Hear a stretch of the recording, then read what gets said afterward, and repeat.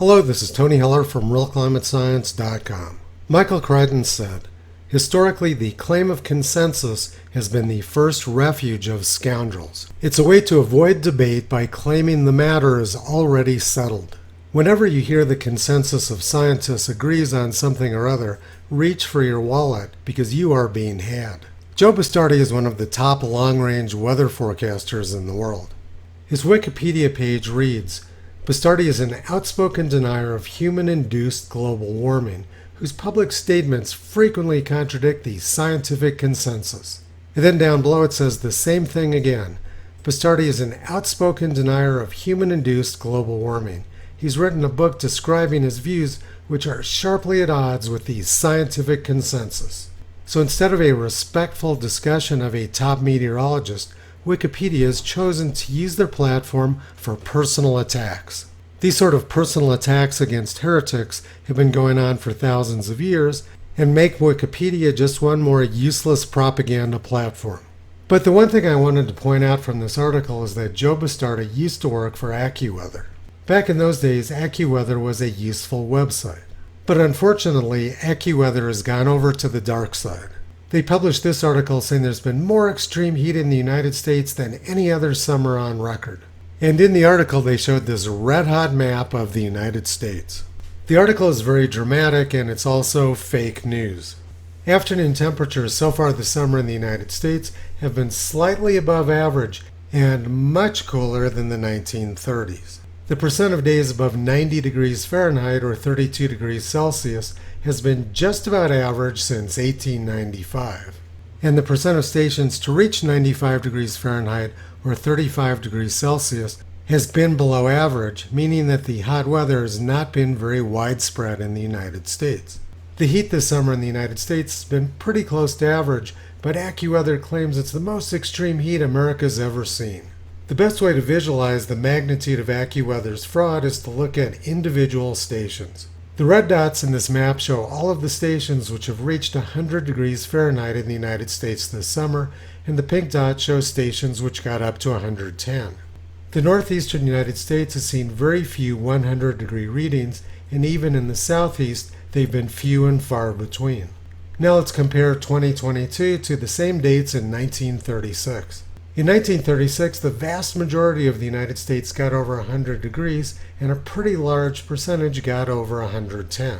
The summer of 1936 was much hotter than this summer. The summer of 1934 was also much hotter. The summer of 1931 was much hotter. The summer of 1930 was much hotter. During the summer of 1911, almost the entire country was over 100 degrees. 1913 was an extremely hot summer from coast to coast. 1913 was also the summer when California set the world's record temperature of 134 degrees. 1901 brought 100-degree temperatures from California to New England. The summer of 1954 was extremely hot, as was the summer of 1980. But this summer has not seen a lot of extreme heat in the United States outside of the southern plains around Texas. This article from AccuWeather is propaganda, not science. This chart shows graphically how much hotter the summer of 1936 was than the current summer. Almost every state was hotter in 1936, many by more than 10 degrees. Illinois was 15 degrees hotter in 1936. Indiana was 14 degrees hotter. Iowa was 17 degrees hotter, and North Dakota was 18 degrees hotter in 1936. Almost half of U.S. states set their all-time temperature record in 1936, whereas none set the record this summer. This article by AccuWeather is spectacularly poor propaganda. Now let's look specifically at the historical records for this date, August 11th. The hottest August 11th in the United States occurred in 1935, when the average afternoon temperature was 93 degrees.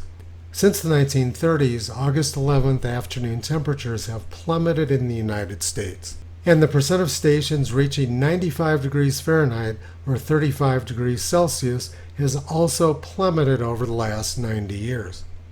On this date in 1935, there was hot weather from coast to coast, and 5 states were over 110 degrees.